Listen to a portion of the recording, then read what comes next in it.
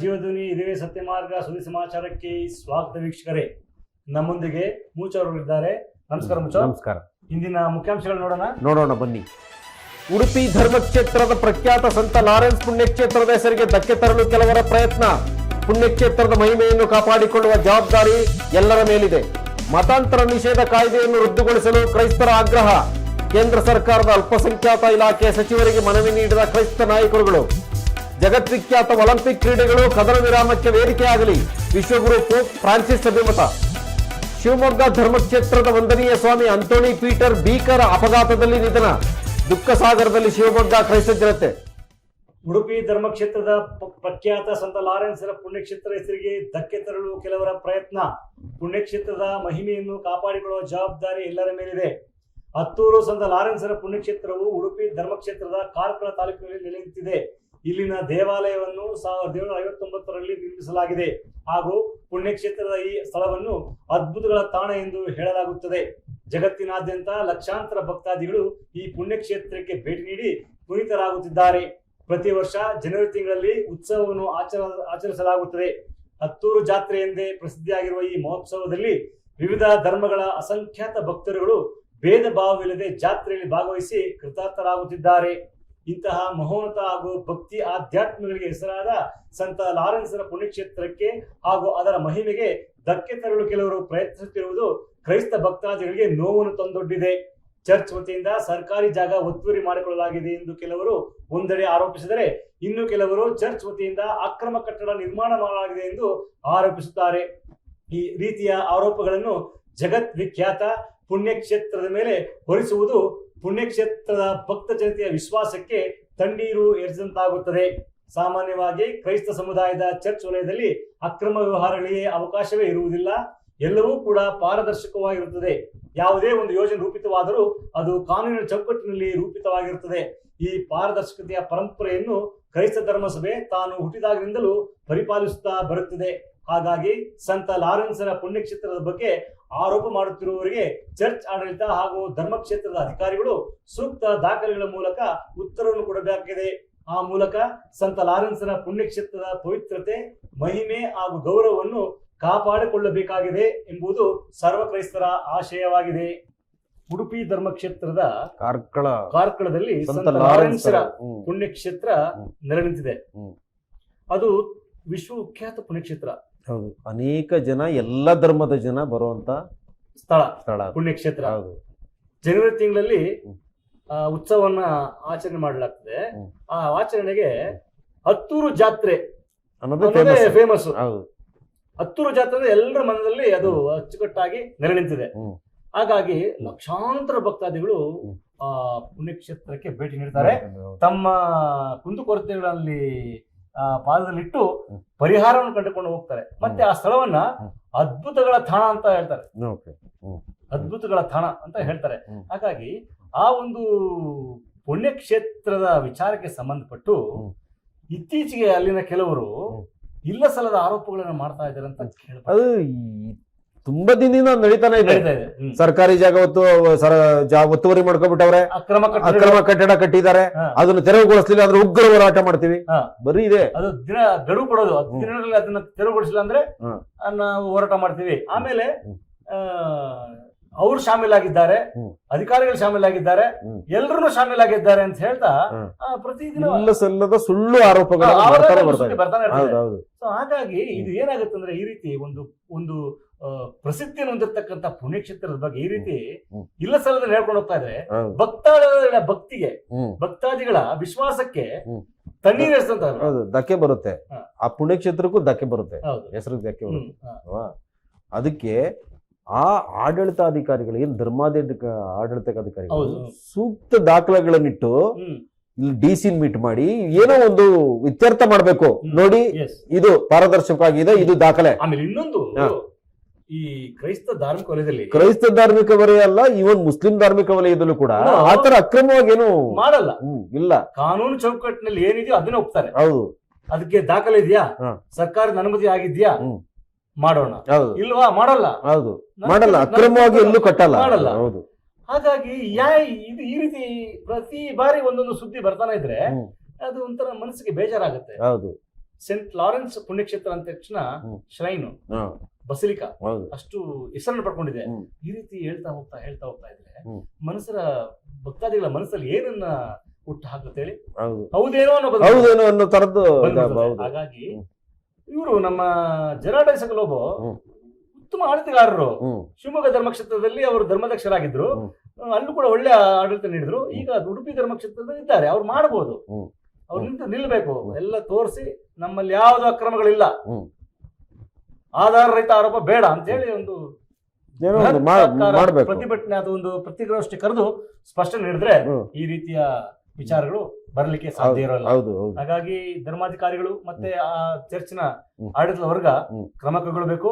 ಆ ಮೂಲಕ ಪುಣ್ಯಕ್ಷೇತ್ರದ ಮಹಿಮೆ ಮತ್ತು ಪವಿತ್ರತೆಯನ್ನ ಕಾಪಾಡಿಕೊಳ್ಳಬೇಕಂತ ಎಲ್ಲಾ ಭಕ್ತಾದಿಗಳ ಆಶಯ ಅದಾಗಿ ಅಂತ ಹೇಳ್ತಾ ಮುಂದಿನ ಮತಾಂತರ ನಿಷೇಧ ಕಾಯ್ದೆಯನ್ನು ರದ್ದುಗೊಳಿಸಲು ಕ್ರೈಸ್ತರ ಆಗ್ರಹ. ಕೇಂದ್ರ ಸರ್ಕಾರದ ಅಲ್ಪಸಂಖ್ಯಾತ ಇಲಾಖೆಯ ಸಚಿವರಿಗೆ ಮನವಿ ನೀಡಿದ ಕ್ರೈಸ್ತ ನಾಯಕರುಗಳು.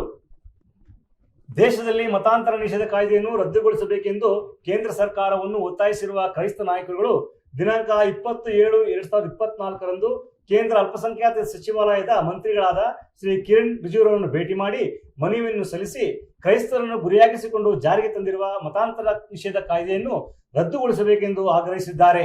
ದೇಶದ 11 ರಾಜ್ಯಗಳಲ್ಲಿ ಈ ಕಾಯ್ದೆಯನ್ನು ಜಾರಿಗೊಳಿಸಲಾಗಿದೆ ಎಂದು ಮನವಿಯಲ್ಲಿ ತಿಳಿಸಲಾಗಿದೆ. ಸುಮಾರು 361 ದಿಗ್ಭ್ರಮೆಗೊಳಿಸುವಂತಹ ದಾಳಿಗಳು ಪ್ರಸ್ತುತ ವರ್ಷದಲ್ಲಿ ಕ್ರೈಸ್ತರ ಮೇಲೆ ನಡೆದಿದೆ ಹಾಗೂ 2023ರಲ್ಲಿ ಕ್ರೈಸ್ತರ ಮೇಲೆ ಸುಮಾರು 727 ವ್ಯವಸ್ಥಿತ ದಾಳಿಗಳು ನಡೆದಿವೆ ಹಾಗೂ ಸುಳ್ಳು ಪ್ರಕರಣಗಳನ್ನು ಕ್ರೈಸ್ತರ ಮೇಲೆ ದಾಖಲಿಸಿ ಹಿಂಸೆಯನ್ನು ನೀಡಲಾಗಿದೆ ಎಂದು ಮನವಿಯಲ್ಲಿ ಹೇಳಲಾಗಿದೆ. ಛತ್ತೀಸ್ಗಢ ರಾಜ್ಯದಲ್ಲಿ ಕ್ರೈಸ್ತರ ಮೇಲೆ 96 ದಾಳಿಗಳು ನಡೆದಿದ್ದರೆ ಉತ್ತರ ಪ್ರದೇಶದಲ್ಲಿ 92 ದಾಳಿಗಳನ್ನು ಮಾಡಲಾಗಿದೆ ಎಂದು ತಿಳಿಸಲಾಗಿದೆ. ಕೆಲವೊಂದು ಸುಳ್ಳು ಪ್ರಕರಣಗಳಲ್ಲಿ ಕ್ರೈಸ್ತರನ್ನು ನಿರ್ದಯವಾಗಿ ಸಾಯುವವರೆಗೂ ಥಳಿಸಲಾಗಿದೆ ಎಂಬ ವಿಚಾರವನ್ನು ಕ್ರೈಸ್ತ ಮುಖಂಡರುಗಳು ಮಂತ್ರಿಗಳ ಗಮನಕ್ಕೆ ತರಲಾಗಿ ಈ ವಿಚಾರದಲ್ಲಿ ಖಂಡಿತ ಗಮನ ಹರಿಸುತ್ತೇನೆ ಎಂದು ಭರವಸೆ ನೀಡಿದ್ದಾರೆಂದು ನಿಯೋಗದ ಸದಸ್ಯರಾದ ಶ್ರೀ ಎಸಿ ಮೈಕಲ್ ತಿಳಿಸಿದ್ದಾರೆ. ಈ ಮಧ್ಯೆ ದಿನಾಂಕ 12/7/2024 ಅಖಿಲ ಭಾರತದ ಕ್ರೈಸ್ತ ಧರ್ಮಾಧ್ಯಕ್ಷಗಳ ಒಕ್ಕೂಟದ ಅಧ್ಯಕ್ಷರಾದ ಮಹಾಧರ್ಮಾಧ್ಯಕ್ಷ ಡಾಕ್ಟರ್ ಆಂಡ್ರೂ ತರತ್ ಹಾಗೂ ಇತರ ಸದಸ್ಯರುಗಳು ಪ್ರಧಾನಮಂತ್ರಿ ಮೋದಿ ಅವರನ್ನು ಭೇಟಿ ಮಾಡಿ ದೇಶದಲ್ಲಿ ಕ್ರೈಸ್ತರ ಮೇಲಾಗುತ್ತಿರುವ ದಾಳಿಗಳನ್ನು ಕೊನೆಗಾಣಿಸಲು ಪ್ರಧಾನಿಗಳು ಮಧ್ಯಪ್ರವೇಶಿಸಬೇಕೆಂದು ವಿನಂತಿಸಿಕೊಂಡಿರುವುದನ್ನು ನಾವಿಲ್ಲಿ ಸ್ಮರಿಸಬಹುದಾಗಿದೆ. ಮತಾಂತರ ನಿಷೇಧ ಕಾಯ್ದೆ ಇದನ್ನ ಜಾರಿಗೊಳಿಸಲಾಗಿದೆ 11 ರಾಜ್ಯಗಳಲ್ಲಿ. ಅದು ಬಹುತೇಕ ಬಿಜೆಪಿ ಆಡಳಿತಕ್ಕಂಥ ರಾಜ್ಯಗಳು. ಹಾಗಾಗಿ ಈಗ ಮೊನ್ನೆ ಭಾರತದ ಕ್ರೈಸ್ತ ಪ್ರಮುಖ ನಾಯಕರುಗಳು ಅಲ್ಪಸಂಖ್ಯಾತರ ಸಚಿವರನ್ನ ಭೇಟಿ ಮಾಡಿ ಕಿರಣ್ ರಿಜಿಜುರವರನ್ನು ಭೇಟಿ ಮಾಡಿ ಈ ಕಾನೂನನ್ನ ರದ್ದುಗೊಳಿಸಬೇಕಂತ ಮನವಿ ಕೊಟ್ಟಿದ್ದಾರೆ. ಒಳ್ಳೆ ಬೆಳವಣಿಗೆ. ಹೌದು, ಕೊಟ್ಟಿದ್ದಾರೆ. ಆಮೇಲೆ ಅದರಿಂದ ಆಗಿರ್ತಕ್ಕಂಥ ನಷ್ಟ ಮತ್ತು ದಾಳಿಗಳನ್ನು ಕೂಡ ಅಲ್ಲಿ ಉಲ್ಲೇಖಿಸಿದ್ದಾರೆ. ಎಷ್ಟು 351 ದಾಳಿಗಳನ್ನು ತುಂಬಾ ಭೀಕರವಾಗಿ ದಿಗ್ಭ್ರಮೆಗೊಳಿಸುವಂತ ದಾಳಿಗಳು ನಡೆದಿವೆ ಅಂತ ಹೇಳ್ತಾರೆ ಅವರು. ಆಮೇಲೆ 227 ಪ್ರಕರಣಗಳು 2023ರಲ್ಲಿ ಕ್ರೈಸ್ತಗಳಾಗಿರ್ತಕ್ಕಂತಹ ಭೀಕರ ದಾಳಿಗಳು. ಆಮೇಲೆ ಸಾಯೋ ತನಕ ಥಳಿಸಿದ್ದಾರೆ, ಸಾಯೋವರೆಗೂ ಆಗಿದೆ. ಆಮೇಲೆ ಸಾಮಾಜಿಕವಾಗಿ ಬಹಿಷ್ಕಾರ, ಸ್ಮಶಾನಗಳಲ್ಲಿ ಸ್ಥಳ ಕೊಡದೆ, ಶವ ಸಂಸ್ಕಾರಕ್ಕೆ ಸ್ಥಳ ಕೊಡದೆ ಅಲ್ಲಿ ಬಹಿಷ್ಕಾರ ಮಾಡೋದು, ಇವೆಲ್ಲವೂ ನಡೆದಿದೆ. ಹೇಳ್ತಾ ಬರ್ತಾರೆ. ಹಾಗಾಗಿ ಈ ಮತಾಂತರ ಕಾಯ್ದೆ ಕ್ರೈಸ್ತರನ್ನ ಗುರಿಯಾಗಿಸ್ಕೊಂಡು ಮಾಡಿರ್ತಕ್ಕಂಥದೇ ಒಂದು ವಿಚಾರ ಅಂತ ಹೇಳ್ತಾರೆ. ಹೌದೌದು, ಸತ್ಯ ಅದು. ಆಮೇಲೆ ಇವೆಲ್ಲವನ್ನ 11 ರಾಜ್ಯಗಳಲ್ಲಿ ಇವರೇ ಇರೋರು, ಆಡಳಿತ ಮಾಡ್ತಿರೋದು ಇವರೇ. ಸೊ ಹಾಗಾಗಿ ಉದ್ದೇಶಪೂರ್ವಕವಾಗಿ ಟೋಟಲ್ ಜನಸಂಖ್ಯೆಯಲ್ಲಿ ಇವ್ರು ಹೇಳಿರೋ ಪ್ರಮಾಣ ನೋಡಿದ್ರೆ ಜಾಸ್ತಿ ಆಗ್ಬಿಡ್ಬೇಕಾಯ್ತು. ಕ್ರೈಸ್ತರದು ಇರೋ ಪ್ರಮಾಣ ಸ್ವಾತಂತ್ರ್ಯಾನಂತರದ್ದು ಇಲ್ಲಿವರೆಗೂ 2.5 ಆ ರೇಂಜ್ ಎಲ್ಲ ಇದೆ. ಏನು 10% 20% ಏನಾಗಿಲ್ಲ. ಯಾಕೆ ಭಯ ಏನು ಗೊತ್ತಿಲ್ಲ, ಸುಮ್ಮನೆ ಅನಾವಶ್ಯಕವಾಗಿ ಇದಕ್ಕೆ ಈ ಕಾಯ್ದೆ ಅಂತಂದ್ರೆ ಜನರ ಮನಸ್ಸನ್ನ ಬೇರೆ ಕಡೆ ಸೆಳೆಯೋದಲ್ಲ, ಮನಸ್ಸನ್ನ ಬೇರೆ ಕಡೆ ಹಿಡಿದಿಟ್ಕೊಳ್ಳೋದು. ಹೌದು, ನೋಡಿ ಹಿಂಗಾಗ್ಬಿಡ್ತದೆ, ನಮ್ ಧರ್ಮ ರಕ್ಷಣೆ ಮಾಡ್ಕೋಬೇಕು, ನಮ್ಮಿಂದ ಹೋಗ್ಬಿಡ್ತಾರೆ ಜನ. ಅದರ ಸ್ಟ್ಯಾಟಿಸ್ಟಿಕ್ಸ್ ತಗೊಳ್ರಿ, ಇವ್ರ ಧರ್ಮ ಅಷ್ಟು ಇದಾಗಿದೆ, ದುರ್ಬಲವಾಗಿದೆಯಾ? ಬೇರೆಯವರು ದುರ್ಬಲ ಆಗಲಿಕ್ಕೆ ಸಾಧ್ಯನೇ ಇಲ್ಲ. ಧರ್ಮನೇ. ಹೌದು, ಸತ್ಯ ಧರ್ಮ ಅದು. ಇದನ್ನ ನಡೆಸೋರಿದಾರಲ್ಲ ಅವರು ಅದನ್ನ ವೀಕ್ ಮಾಡೋದು. ಹೌದು. ಧರ್ಮ ಯಾವತ್ತು ಆಮೇಲೆ ಬಲವಂತವಾಗಿ ಒಬ್ಬ ವ್ಯಕ್ತಿಯನ್ನ ಬಲವಂತವಾದ ಮತಾಂತರ ಮಾಡೋದು ಸಾಧ್ಯನೇ ಇಲ್ಲ, ಚಾನ್ಸೇ ಇಲ್ಲ. ನಿನ್ಗೆ ಇಷ್ಟ ಇಲ್ಲ ಹೆಂಗ್ ಮಾಡಕ್ಕಾಗತ್ತ? ಆಗಲ್ಲ. ಬಲವಂತ ಮಾಡಕ್ಕಾಗತ್ತಾ? ಆಮೇಲೆ ಅನೇಕ ಜನ ಬಿಲೀವರ್ಸ್ ಇದಾರೆ, ನಂಬಿಕೆ ಇಟ್ಟು ಚರ್ಚ್ಗೆ ಬರುವಂತವ್ರು ಇದ್ದಾರೆ. ನನಗೆ ಬುದ್ಧ ಹೇಳಿರ್ತಕ್ಕಂತ ಆ ಪ್ರವಚನಗಳಿದೆಯಲ್ಲ ಇಷ್ಟ ಆಗುತ್ತೆ, ಓದ್ತೀನಿ. ಕುರಾನ್ ಅಲ್ಲಿ ಕೆಲವು ವಿಚಾರಗಳಿದೆಯಲ್ಲ ಅದನ್ನ ಓದ್ತೀನಿ. ಅದೇ ತರ ಅನೇಕ ಜನ ಕ್ರಿಸ್ತನ ವಾಕ್ಯಗಳು ಇಷ್ಟಪಡೋರು ಚರ್ಚ್ಗೆ ಬರ್ತಾರೆ, ಹೋಗ್ತಾರೆ. ಬಿಲೀವರ್ಸ್ ಅವರು, ನಂಬಿಕೆ ಇರೋರು. ಬಟ್ ಅವ್ರು ಯಾರು ಕನ್ವರ್ಟ್ ಆಗೋರು ಮತಾಂತರ ಅನ್ಬಿಡೋದು. ಸೊ ಹಾಗಾಗಿ ಇದು ಮತಾಂತರ ಇಲ್ಲ. ಆಮೇಲೆ ಈವನ್ ಸ್ಟ್ಯಾಟಿಸ್ಟಿಕ್ಸ್ ಕೂಡ ಪಾರ್ಲಿಮೆಂಟ್ ಅಲ್ಲಿ ಅನೇಕ ಸಾರಿ ಕ್ವಶನ್ ಕೇಳಿದ್ದಾರೆ, ಪ್ರಶ್ನೆಗಳನ್ನ ಈ ಮತಾಂತರ ಬಗ್ಗೆ. ಮತಾಂತರದ ಇದು ಈ ವಿಷಯಕ್ಕೆ ಬಂದಾಗ ಆ ಇಲಾಖೆ ಸಚಿವರು ಇಲ್ವೇ ಇಲ್ಲ ಅಂತಾರೆ, ಲೆಕ್ಕಾಚಾರ ಸಂಖ್ಯೆನೂ ಇಲ್ಲ ಅಂತ ಹೇಳ್ತಾರೆ. ಅದನ್ನ ನೋಡಿದ್ರೆ ಇಲ್ಲಿ ಸುಮ್ಮನೆ ಜನರನ್ನ ಎತ್ಕಟ್ಟೋದು, ಅವ್ರ ಮೇಲೆ ಗಲಾಟೆ ಮಾಡಿಸೋದು. ಮೊನ್ನೆ ಇವರು ನಮ್ಮ CBCI ಪ್ರೆಸಿಡೆಂಟ್ ಆಂಡ್ರೂ ಅವರು ಕೂಡ ಅವ್ರ ಜೊತೆ ಒಂದು 4 ಜನ ಈಗ ಪ್ರಧಾನಮಂತ್ರಿಗಳನ್ನ ಭೇಟಿ ಮಾಡಿ 3ನೇ ಬಾರಿ ಆಯ್ಕೆ ಆದ್ರಲ್ಲ, ಮಧ್ಯ ಪ್ರವೇಶ ಮಾಡಬೇಕು ಮಾಡಿ ಆಗ್ತಾ ಇರ್ತಕ್ಕಂತ ದಾಳಿಗಳನ್ನ ನಿಲ್ಲಿಸಲ ನೀವೇ ಪ್ರಮುಖ ವ್ಯಕ್ತಿ, ಅದನ್ನ ನಿಲ್ಲಿಸಬಹುದು. ಪ್ರಧಾನಿಗಳು ಮಧ್ಯ ಪ್ರವೇಶ ಮಾಡಿದ್ರೆ ಮೆಮೊರಂಡಮ್ ಕೊಟ್ಟಿದ್ದಾರೆ. ಆಗ್ಲಿ, ಇಲ್ಲದೆ ಒಳ್ಳೇದಾಗ್ಲಿ, ಎಲ್ಲ ಸೌಹಾರ್ದವಾಗಿ ಬದುಕಬೇಕು. ಎಲ್ರು ಭಾರತ ದೇಶದ ಜನ, ಭಾರತ ದೇಶದಲ್ಲಿರ್ತಕ್ಕಂಥ ಎಲ್ಲಾ ಸಮುದಾಯದ ಜನ, ಎಲ್ಲಾ ಧರ್ಮದ ಜನರು ಶಾಂತಿಯಿಂದ ಪ್ರೀತಿಯಿಂದ ಬದುಕು ಅಂತ ಹೇಳ್ತಾ, ಜಗದ್ವಿಖ್ಯಾತ ಒಲಿಂಪಿಕ್ ಕ್ರೀಡೆಗಳು ಕದನ ವಿರಾಮಕ್ಕೆ ವೇದಿಕೆಯಾಗಲಿ. ವಿಶ್ವಗುರು ಪೋಪ್ ಫ್ರಾನ್ಸಿಸ್ ಅಭಿಮತ. ಫ್ರಾನ್ಸ್ ದೇಶದ ರಾಜಧಾನಿ ಪ್ಯಾರಿಸ್ನಲ್ಲಿ ದಿನಾಂಕ 26/7/2024 ಆಗಸ್ಟ್ 11ರವರೆಗೆ ಜರುಗಲಿರುವ ಒಲಿಂಪಿಕ್ ಕ್ರೀಡೆಗಳಲ್ಲಿ ಜಗತ್ತಿನ ಹಲವಾರು ದೇಶಗಳ ಕ್ರೀಡಾಪಟುಗಳು ಭಾಗವಹಿಸಲಿದ್ದಾರೆ. ಹಾಗಾಗಿ ಈ ಬಾರಿಯ ಒಲಿಂಪಿಕ್ ಕ್ರೀಡೆಗಳು ಜಗತ್ತಿನಾಗುತ್ತಿರುವ ಕದನಗಳ ವಿರಾಮಕ್ಕೆ ವೇದಿಕೆಯಾಗಲಿ ಎಂದು ವಿಶ್ವಗುರು ಪೋಪ್ ಫ್ರಾನ್ಸಿಸ್ ರವರು ತಮ್ಮ ಮನದಾಳದ ಇಂಗಿತವನ್ನು ಹೊರಹಾಕಿದ್ದಾರೆ. ಹಾಗೂ ಕ್ರೀಡೆಯಲ್ಲಿ ಭಾಗವಹಿಸುವ ಭಾಗಾರ್ಥಿಗಳು ಶಾಂತಿಯ ಸಂದೇಶ ವಾಹಕರಾಗಬೇಕೆಂದು ಕರೆ ನೀಡಿದ್ದಾರೆ.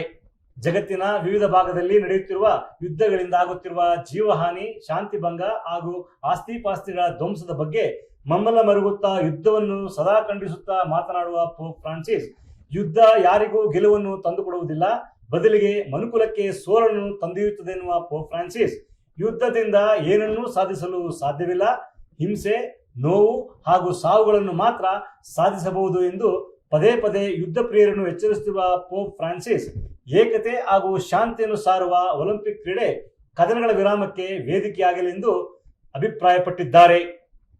ಈ ಒಲಿಂಪಿಕ್ ಕ್ರೀಡೆಯನ್ನು ಗ್ರೀಸ್ ದೇಶದಲ್ಲಿ ಮೊದಲ ಬಾರಿಗೆ ಪ್ರಾರಂಭಿಸಲಾಗಿತ್ತು. ಆಗಿನ ಜನರು ದ್ವೇಷ ಮತ್ಸರಗಳಿಂದ ಪರಸ್ಪರ ಘರ್ಷಣೆಗಿಳಿದು ಕಾದಾಡುತ್ತಿದ್ದ ಸಂದರ್ಭದಲ್ಲಿ ಆ ಘರ್ಷಣೆಗಳಿಂದ ಜನರನ್ನು ಮುಕ್ತಗೊಳಿಸುವ ಉದ್ದೇಶದಿಂದ ಈ ಕ್ರೀಡೆಯನ್ನು ಪ್ರಾರಂಭಿಸಲಾಯಿತು ಎನ್ನಲಾಗಿದೆ. ಈ ಮುಖೇನ ಪರಸ್ಪರ ದ್ವೇಷವನ್ನು ಮರೆತು ಕ್ರೀಡೆಗಳಲ್ಲಿ ಭಾಗಿಯಾಗಿ ಶಾಂತಿ ಪ್ರಿಯರಾಗಿ ಬಾಳಬೇಕೆಂಬುದೇ ಈ ಒಲಿಂಪಿಕ್ ಕ್ರೀಡೆಯ ಉದ್ದೇಶವಾಗಿತ್ತು ಎನ್ನಲಾಗಿದೆ. ಪೋಪ್ ಫ್ರಾನ್ಸಿಸ್ ರವರ ಆ ಆಶಯ ಈಡೇರಲಿ ಹಾಗೂ ಒಲಿಂಪಿಕ್ ಕ್ರೀಡೆಗಳಲ್ಲಿ ಭಾಗಿಯಾಗುವ ಭಾಗಾರ್ಥಿಗಳು ಶಾಂತಿಯ ಸಂದೇಶ ವಾಹಕರಾಗಲೆಂದು ಹಾರೈಸೋಣ. ಒಲಿಂಪಿಕ್ ಕ್ರೀಡೆ ಈ ಬಾರಿ ಫ್ರಾನ್ಸ್ನ ಪ್ಯಾರಿಸ್ ನಲ್ಲಿ ನಡೀತಾ ಇದೆ. 26ರಿಂದ ಪ್ರಾರಂಭ, 11ರವರೆಗೂ ಆಗುತ್ತೆ.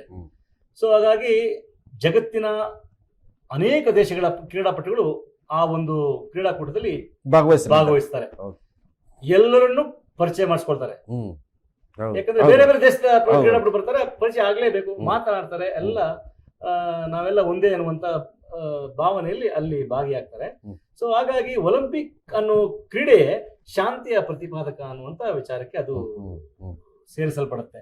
ಸೊ ಹಾಗಾಗಿ ಈ ಕ್ರೀಡೆ ಪ್ರಾರಂಭವಾಗಿದ್ದು ಗ್ರೀಸ್ ದೇಶದಲ್ಲಿ. ಆ ಕಾಲಘಟ್ಟದಲ್ಲಿ ಕದನಗಳು ಹೆಚ್ಚಾಗಿದ್ದ ಹೊಡೆದಾಟ, ರಕ್ತಪಾತ, ಅದನ್ನ ಡೈವರ್ಟ್ ಮಾಡೋದಕ್ಕೆ ಈರ್ಷೆ, ಅಸೂಯೆ ಯಾವಾಗ್ಲೂ ಅದರಲ್ಲೇ ಇರ್ತಾ ಇದ್ರಂತೆ, ನಿರಂತರವಾಗಿ ಅದರಲ್ಲೇ ಇರ್ತಾ ಇದ್ರಂತೆ.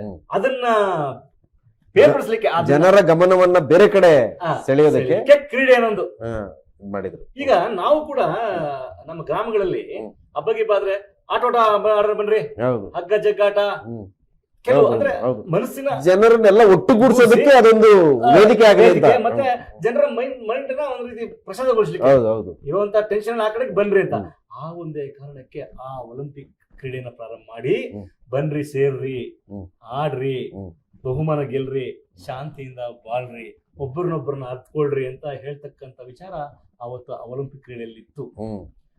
ಆ ಒಲಿಂಪಿಕ್ ಕ್ರೀಡೆಯಲ್ಲಿ ನಡೆದಿರ್ತಕ್ಕಂತಹ ಆ ವಿಚಾರವನ್ನ ಇಂದು ಪೋಪ್ ಫ್ರಾನ್ಸಿಸ್ ರವರು 2024 ಒಲಿಂಪಿಕ್ ಕೂಡ ಕದನ ವಿರಾಮಕ್ಕೆ ವೇದಿಕೆ ಆಗಲಿ ಅಂತ ಹೇಳೋದ್ರ ಮೂಲಕ ಒಳ್ಳೆ ಅರ್ಥವನ್ನು ಕೊಟ್ಟಿದ್ದಾರೆ. ತುಂಬಾ ಅರ್ಥಪೂರ್ಣವಾಗಿದೆ. ಆ ಆಶಯ ನೆರವೇರ್ಬೇಕು. ಈ ಕ್ರೀಡಾಪಟುಗಳ ಮೂಲಕ ಶಾಂತಿಯ ಸಂದೇಶ ಎಲ್ಲ ದೇಶಕ್ಕೂ ಆಗ್ಬೇಕು. ಅವ್ರು ಹೇಳ್ತಾರೆ ಶಾಂತಿಯ ಸಂದೇಶವನ್ನ ವಾಹಕರಾಗಬೇಕು, ಸಂದೇಶದ ಭಾಗಾರ್ಥಿಗಳು ವಾಹಕರಾಗಬೇಕು ಅಂತ ಹೇಳ್ತಾರೆ. ವಾಟ್ ಅ ಮೆಸೇಜ್, ಎಂಥ ಬ್ಯೂಟಿಫುಲ್ ಮೆಸೇಜ್ ಅಲ್ಲ. ಶಾಂತಿ ನೆಲೆಸಬೇಕು ಅನ್ನೋದೇ ಪೋಪ್ನ ಅಂದಿನಿಂದಲೂ ಇಂದಿವರೆಗೂ ಅವರ ಪ್ರತಿಪಾದನೆ. ಯುದ್ಧ ಏನನ್ನೂ ತಂದುಕೊಡಲ್ಲ, ಸಾವು ನೋವು ಸಂಕಟವನ್ನ ತಂದುಕೊಡುತ್ತೆ ಹೊರತು ಎಂದೂ ಕೂಡ ಗೆಲುವನ್ನು ತಂದುಕೊಡಲ್ಲ. ಅವ್ರು ಹೇಳ್ತಾರೆ war will give you defeat. ನಿಮಗೆ ಸೋಲನೆ ತಂದುಕೊಡುತ್ತೆ. ನಾನ್ ಗೆದ್ದೆ ಅನ್ನೋದೆಲ್ಲ ಇಲ್ಲ ಅಲ್ಲಿ. ಅವನು ಕೂಡ ಎಷ್ಟೋ ತನ್ನ ಸಂಪನ್ಮೂಲಗಳನ್ನ ಬಳಸಿರ್ತಾನೆ, ಕಳ್ಕೊಂಡಿರ್ತಾನೆ, ತನ್ನವನ್ನು ಕಳ್ಕೊಂಡು ಬಡದಾಟ ಗೆದ್ಬಿಡಿದ್ರೆ ಏನು ಝೀರೋ. ಹಾಗಾಗಿ ಪೋಪ್ ರವರ ಆಶಯ ಈಡೇರ್ಬೇಕು. ಶಾಂತಿ ರವಾನೆ ಆಗ್ಲಿ. ಒಲಿಂಪಿಕ್ ನಿಂದ ದೇಶದೆಲ್ಲೆಡೆ ಶಾಂತಿಯ ಪಾರಿವಾಳ ಹಾರಾಡಬೇಕು, ಯುದ್ಧಗಳು ನಿಲ್ಬೇಕು, ಮಾನವ ಕುಲ ಶಾಂತಿ ಸಮಾಧಾನದ ಮುಂದರಬೇಕಂತ ಹೇಳ್ತಾ. ಶಿವಮೊಗ್ಗ ಧರ್ಮಕ್ಷೇತ್ರದ ಫಾದರ್ ಅಂತೋಣಿ ಪೀಟರ್ ಭೀಕರ ಅಪಘಾತದಲ್ಲಿ ನಿಧನ. ದುಃಖ ಸಾಗರದಲ್ಲಿ ಶಿವಮೊಗ್ಗ ಭಕ್ತ ಜನತೆ. ನುರಿತ ಬೋಧಕರು ಹಾಗೂ ಆಧ್ಯಾತ್ಮಿಕ ಚಿಂತಕರು ಆಗಿದ್ದ ಶಿವಮೊಗ್ಗ ಧರ್ಮಕ್ಷೇತ್ರದ ಗುರುಗಳಾದ ಸ್ವಾಮಿ ಅಂತೋಣಿ ಪೀಟರ್ ಅವರು ಶಿವಮೊಗ್ಗ ಜಿಲ್ಲೆಯ ಶಿಕಾರಿಪುರದಲ್ಲಿ ಭೀಕರ ಅಪಘಾತಕ್ಕೆ ಸಿಲುಕಿ ನಿಧನ ಹೊಂದಿದ್ದಾರೆ. ಪ್ರಸ್ತುತ ಗುರುಗಳು ಶಿಕಾರಿಪುರದ ಕಿರಿಯ ಪುಷ್ಪ ತೆರೇಜಮ್ಮ ಧರ್ಮಕೇಂದ್ರದ ಧರ್ಮಗುರುಗಳಾಗಿ ಸೇವೆ ಸಲ್ಲಿಸುತ್ತಿದ್ದರು. ಕರ್ನಾಟಕ ರಾಜ್ಯ ರಸ್ತೆ ಸಾರಿಗೆ ಬಸ್ಸು ಫಾದರ್ ಅಂತೋಣಿ ಪೀಟರ್ ಅವರು ಪ್ರಯಾಣಿಸುತ್ತಿದ್ದ ಕಾರಿಗೆ ಮುಖಾಮುಖಿಯಾಗಿ ಅಪ್ಪಳಿಸಿದ ರಭಸಕ್ಕೆ ಗುರುಗಳು ಹೃದಯಾಘಾತಕ್ಕೀಡಾಗಿ ಮೃತ ಹೊಂದಿದ್ದಾರೆ. ಶಿವಮೊಗ್ಗ ಧರ್ಮಕ್ಷೇತ್ರದ ಗುರುಗಳಾಗಿ ಇವರು ಸುದೀರ್ಘ 16 ವರ್ಷಗಳ ಸೇವೆಯನ್ನು ಸಲ್ಲಿಸಿದ್ದಾರೆ. ಗುರುಗಳಾದ ನಂತರ ಹಿರಿಯೂರು, ದಾವಣಗೆರೆಯಲ್ಲಿ ಸಹಾಯಕ ಗುರುಗಳಾಗಿ ಸೇವೆ ಸಲ್ಲಿಸಿದ ನಂತರ ಹೆಚ್ಚಿನ ವಿದ್ಯಾಭ್ಯಾಸಕ್ಕಾಗಿ ವ್ಯಾಟಿಕನ್ಗೆ ತೆರಳಿ ಅಲ್ಲಿ ಕ್ರೈಸ್ತ ದೈವಶಾಸ್ತ್ರೀಯ ವಿಭಾಗದಲ್ಲಿ ಡಾಕ್ಟರೇಟ್ ಪಡೆದಿದ್ದಾರೆ. ಆನಂತರ ಭಾರತಕ್ಕೆ ಹಿಂದಿರುಗಿ ಹರಿಹರ ಧರ್ಮಕೇಂದ್ರ, ಕಾರೇಹಳ್ಳಿ ಧರ್ಮಕೇಂದ್ರ ಹಾಗೂ ಶಿಕಾರಿಪುರ ಧರ್ಮಕೇಂದ್ರಗಳಲ್ಲಿ ಸೇವೆ ಸಲ್ಲಿಸಿದ್ದಾರೆ. ಹರಿಹರದ ಆರೋಗ್ಯ ಮಾತೆ ಪುಣ್ಯಕ್ಷೇತ್ರದಲ್ಲಿ ಸೇವೆ ಸಲ್ಲಿಸಿದ್ದ ಇವರು ಆ ಕ್ಷೇತ್ರವನ್ನು ಬಸಲಿಕ ಸ್ಥಾನಕ್ಕೆ ಏರಿಸುವಲ್ಲಿ ಶ್ರಮವಹಿಸಿದ್ದಾರೆ. 53 ವರ್ಷ ವಯೋಮಾನವರಾಗಿದ್ದ ಸ್ವಾಮಿ ಅಂತೋಣಿ ಪೀಟರ್ ಅವರು ಭದ್ರಾವತಿಯಲ್ಲಿ ಜನಿಸಿದವರಾಗಿದ್ದಾರೆ.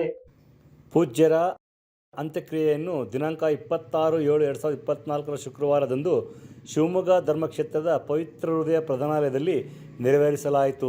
ದುಃಖತಪ್ತ ಕುಟುಂಬ ವರ್ಗದವರಿಗೆ ಹಾಗೂ ಗುರುಗಳ ಹಿತೈಷಿಗಳಿಗೆ ಗುರುಗಳ ಅಗಲಿಕೆಯಿಂದ ಆಗಿರುವ ನೋವನ್ನು ಸಹಿಸಿಕೊಳ್ಳಲು ಪ್ರಭು ಶಕ್ತಿಯನ್ನು ಕರುಣಿಸಲೆಂದು ಸತ್ಯಮಾರ್ಗ ಹಾರೈಸುತ್ತದೆ.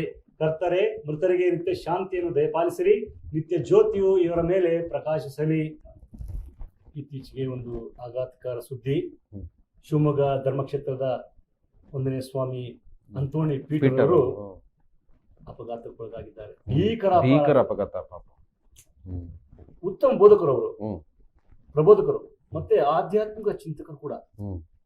ನಿನ್ನೆ ಅಥವಾ ಮೊನ್ನೆ ಅಂತ ಕಾಣುತ್ತೆ, ತಮಿಳುನಾಡಿನ ಒಂದು ಸಂತ ಮಗ್ದಲೇನ ಮರಿಯ ದೇವಾಲಯದಲ್ಲಿ ಬಲಿಪೂಜೆ ಅರ್ಪಿಸಿ ಅವರು ಬಂದಿದ್ದಾರೆ. ಅವರ ಕಾರಲ್ಲಿ ಶಿಕಾರಿಪುರದ ಧರ್ಮಕೇಂದ್ರಕ್ಕೆ ಹೋಗ್ಬೇಕಾದ್ರೆ KSRTC ಬಸ್ಸು ಮುಖಾಮುಖಿ ಸ್ಥಳದಲ್ಲೇ ಫಾದರ್ ತೀರೋಗಿದ್ದಾರೆ. ಅವ್ರ ಜೊತೆ ಇದ್ದಂತ ಬ್ರದರ್ ಒಬ್ರು ಏಟ್ಪೇಟಾಗಿದಂತೆ, ಭೀಕರ ಗಾಯಗಳಾಗಿದಂತೆ ಆಗಿದೆ. ಸೊ ನೋಡಿ ಯಾವ ರೀತಿ ಒಂದು ಆ ವಿಧಿ ಅನ್ನೋದು ಹೇಗೆ. ಬಸಲಿಕಾ, ಹರಿಹರ ಬಸಲಿಕಾ, ಹರಿಹರ ಅವರಿದ್ದಾಗ್ಲೇನೆ ಆ ಕ್ಷೇತ್ರಕ್ಕೆ ಬಸಲಿಕಾ ಪಟ್ಟಕ್ಕೆ ಅವರು ಪ್ರಯತ್ನ ಪಟ್ಟು ಮಾಡಿದ್ರು. ಅದಾಯ್ತು. ಅಲ್ಲಿ ಒಳ್ಳೆ ಕೆಲಸ ಮಾಡಿ ಈಗ ಶಿಕಾರಿಪುರದ ಸಂತ ಕಿರಿಯ ಪುಷ್ಪ ತೆರೇಜಮ್ಮ ದೇವರದಲ್ಲಿ ಸೇವೆ ಸಲ್ಲಿಸ್ತಾ ಇದ್ರು. ಅದ್ರ ಜೊತೆಗೆ ಅಲ್ಲಲ್ಲಿ ಹೋಗಿ ಪ್ರಬೋಧನೆ ಕೊಡ್ತಾ ಇದ್ರು. ಅತ್ಯುತ್ತಮ ಪ್ರಬೋಧಕರು. ನಾನು ಕೇಳಿದ್ದೀನಿ, ಹಲವಾರು ಅವರ ಬೋಧನೆಗಳನ್ನ ನಾನು ಆಲಿಸಿದ್ದೀನಿ. ಅರ್ಥಗರ್ಭಿತ ಕೊಡ್ತಾರೆ, ಟು ದ ಪಾಯಿಂಟ್. ಅವೇ ಟಾಪಿಕ್ ಹೋಗಲ್ಲ. ಏನಿದೆಯೋ ಅಂದಿನ ಶುಭ ಸಂದೇಶ ಅದಕ್ಕೆ ಕರಾರೋಪವಾಗಿ ಉದಾಹರಣೆ ಕೊಡ್ತಾ ಜನರ ಮನಸ್ಸನ್ನ ಆ ಮನಸ್ಸನ್ನ ಕ್ಯಾಚ್ ಮಾಡ್ತಾ ಇದ್ರು. ಅಂತ ಗುರು, ಒಳ್ಳೆ ಗುರು ಇವತ್ತು ಮಧ್ಯಾಹ್ನ ರಸ್ತೆ ಅಪಘಾತದಲ್ಲಿ ನಿಧನರಾಗಿದ್ದಾರೆ. ಎಂತ ಇದು ಒಳ್ಳೆ ಗುರು, ಒಳ್ಳೆ ಗುರು. ಹಾಗಾಗಿ ಈಗ ಇಡೀ ಶಿವಮೊಗ್ಗ ಧರ್ಮಕ್ಷೇತ್ರನೇ ಒಂದು ರೀತಿಯ ದುಃಖ ಸಾಗರದಲ್ಲಿ ಮುಳುಗೋಗಿದೆ. ಈಗಾಗಲೇ ನನಗೆ 2-3-4-5 ಕಾಲ್ಗಳು ಬಂತು ಅಲ್ಲಿಂದ. ಅವ್ರು ಹೇಳ್ತಾ ಇದ್ರು ನಮ್ಗೆ ದುಃಖ ತಡ್ಕೊಳಕ್ ಆಗ್ತಾ ಇಲ್ಲ ಅಂತ ಹೇಳಿದ್ರು. ಆದ್ರೆ ಅದೊಂದು ಏನ್ ಮಾಡೋದು, ವಿಧಿಯ ಆಟವನ್ನ ಬದಲಿಸಕ್ಕೆ ಸಾಧ್ಯ ಇಲ್ಲ ಅಲ್ವೇ. ದೇವರು ಬೇಗ ಕರ್ಕೊಂಡಿದ್ದಾರೆ, ಅವರು ಸ್ವರ್ಗದ ಸ್ಥಾನಕ್ಕೆ ಹೋಗಿದ್ದಾರೆ, ತನ್ನ ದೇವರದ ಬಳಿ ಹೋಗಿದ್ದಾರೆ. ಹಾಗಾಗಿ ಏನ್ ಹೇಳ್ಬಹುದು ಅಂತ ಹೇಳಿದ್ರೆ ಅವರ ಆತ್ಮಕ್ಕೆ ಶಾಂತಿ ಸಿಗ್ಲಿ ಅಂತ ನಾವೆಲ್ಲ ಪ್ರಾರ್ಥಿಸಬಹುದು. ಮತ್ತೆ ದುಃಖ ತಪ್ತ ಕುಟುಂಬ ವರ್ಗದವರಿಗೆ ಮತ್ತೆ ಈ ಗುರುಗಳ ಅಗಲಿಕೆಯಿಂದ ಹಿತೈಷಿಗಳಿಗೆ ಆಗಿದೆಯಲ್ಲ ನೋವು, ಅದನ್ನ ಭರಿಸಲಿಕ್ಕೆ ಶಕ್ತಿ ಅವ್ರಿಗೆ ಬೇಸು ಕೊಡ್ಲಿ ಅಲ್ವಾ. ಹಾಗಾಗಿ ಒಳ್ಳೆಯ ಗುರುವಾಗಿದ್ರು ನಾನು ತಿಳಿದ ಮಟ್ಟಿಗೆ. ಎಸ್, ಒಳ್ಳೆ ಅಡ್ಮಿನ್, ಒಳ್ಳೆಯ ಆಡಳಿತದಲ್ಲಿ ನಿಪುಣರಾಗಿದ್ರು, ಚೆನ್ನಾಗಿದ್ರು. ಎಲ್ಲ ಪ್ರಬೋಧನೆಗಳಂತೂ ಎತ್ತಿದ ಕೈ. ಮೃತ ಹೊಂದಿದ್ದಾರೆ. ನೋವನ್ನ ಭರಿಸುವಂತ ಶಕ್ತಿ ಪ್ರಭೇಸು ಆ ಎಲ್ಲಾ ಶಿವಮೊಗ್ಗ ಧರ್ಮಕ್ಷೇತ್ರದ ಜನತೆಗೆ ನೀಡಲಿ. ಆಗ ಕುಟುಂಬದ ಸದಸ್ಯರುಗಳಿಗೆ, ತಂದೆ ತಾಯಿಗಳಿಗೆ ವಿಶೇಷವಾಗಿ ಆ ನೋವನ್ನು ಭರಿಸ್ತಕ್ಕಂಥ ಶಕ್ತಿ ಕೊಡ್ಲಿ ಅಂತ ಅವರ ಆತ್ಮಕ್ಕೆ ಶಾಂತಿ ಕೋರ್ತಾ. ಇಂತಿಷ್ಟು ಸುದ್ದಿ ಸಮಾಚಾರಗಳೊಂದಿಗೆ ಇಂದಿನ ಸುದ್ದಿ ಸಮಾಚಾರವನ್ನು ಮುಕ್ತಾಯಗೊಳಿಸ್ತಾ ಇದ್ದೇವೆ. ನಮಸ್ಕಾರ.